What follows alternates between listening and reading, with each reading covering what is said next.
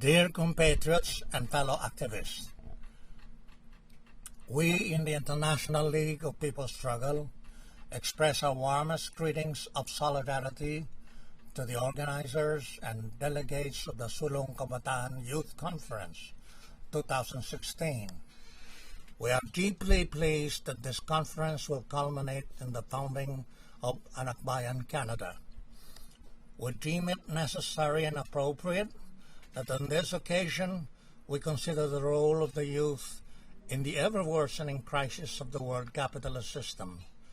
Since the financial meltdown of 2008, there has been a general condition of economic stagnation and deepening recession, or in fact, depression, while indebtedness at the levels of the state, corporations, and household is rising rapidly, and U.S.-instigated imperialist wars of aggression continue to flare up.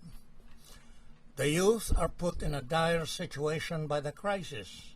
They are victimized by the lessening opportunities for employment, the absence of job security, and worsening of wage and living conditions.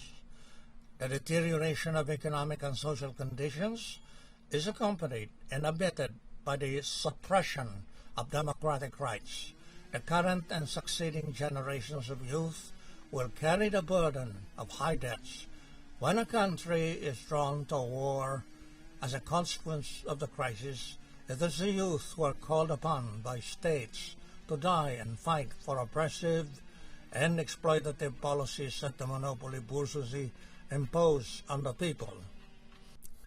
The crisis in Canada and the world will continue to become worse because the political leaders and moguls of monopoly capitalism continue to impose the neoliberal economic policy on the people for the purpose of extracting super profits, and are using state terrorism and aggressive wars to maintain the system of greed and gross inequality. Before the crisis in Canada worsens, the Filipino youth of Canada must rouse themselves, organize, and stand up to fight the crisis of capitalism and expose and oppose the imperialist policies being imposed on them. It is not enough to react to and resist the monstrosities of the monopoly capitalist system. It is imperative to aim for socialism as the best possible system for the working people of Canada and for all of mankind. It is also necessary to act in concert with all peoples fighting for national and social liberation against imperialism and all reaction. Matter of course, the Filipino youth in Canada must arouse, organize, and mobilize themselves as a distinct force and be ever ready to initiate or join the broadest possible progressive alliances with other forces of various nationalities as the concrete circumstances of Canada and the struggle require. But you must also be ever concerned with the struggle of the Filipino youth and people in the Philippines, and extend to them the support and assistance that they need and that you are capable of providing.